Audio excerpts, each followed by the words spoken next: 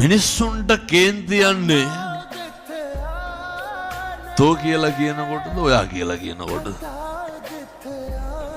ඔයා කියලා බැන්නට කාටවත් කේන්ති යනවා.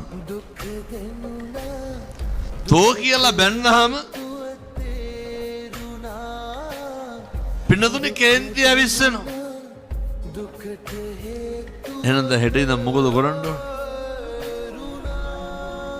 ඔය කට ඇරලා මිම්මනත කවදාව පැහැදිලිද මන් තමන් කියන එක?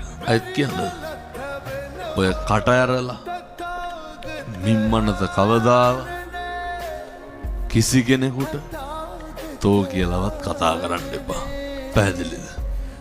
දැන් එන හෙට ඉඳන් කාටවත් තෝවත් නොකිය ඉන්න ඕන. නැත්තන්ට තේරෙන්නේ නැත්තම් මේ තෝ කියලා කියනකොට කොහොමද වෛරය විශ්සෙන්නේ කියලා. ඔය යන ගමන් කාට හරි තෝ කිය බැන බැන යන්නකෝ. එතකොට බලාගත්ත හැකි ඔය වචනේ තියෙන බරපතලකම. ඔච්චරයි. වචනයක් කියන්න එක්ක වෛරයක් ඇති වෙනව නැත්නම් වෛරයක් නැති වෙනව. අර දැක්කද පහුගිය දවස්වල අර පොඩි එකගේ බෙල්ල කපලා තිබ්බා. මේ අවුරුදු 5 පැටියට. මං මේ පිහියක් දැක්කා. ඒ පිහිය විදිහට නම් පින්නතුනේ කපලා මරන්න හරි අමාරුයි. එළවලු කපන පිහියකින් බෙල්ලකට කපලා මැරියකද? සාමාන්‍ය රාත්තන් 30-40ක බරක් වදින්න ඕන බෙල්ල කැපෙන්න එකපාර. අර මට හිතෙනවා ඒ පොඩි එකාගේ බෙල්ල අරගෙන බෙල්ලට කොටන්න ඇති කියලා. තමන්ගේ ලෙයිමසින් ජාතක කරපු දරුවා කොහොමද පින්නතුනේ ඔය කරන්නේ? ඔය හරි කරන්න පහසුයි.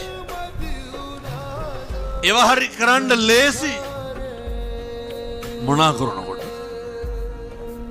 සංසාරේ කොච්චර වෛරයක් තියෙන්නද? සංසාරේ කොච්චර තරහක් තියෙන්නද? සංසාරේ කොච්චර නම් පිනුතුනේ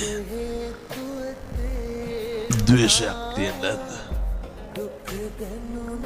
එනිසා මතක තියාගන්න.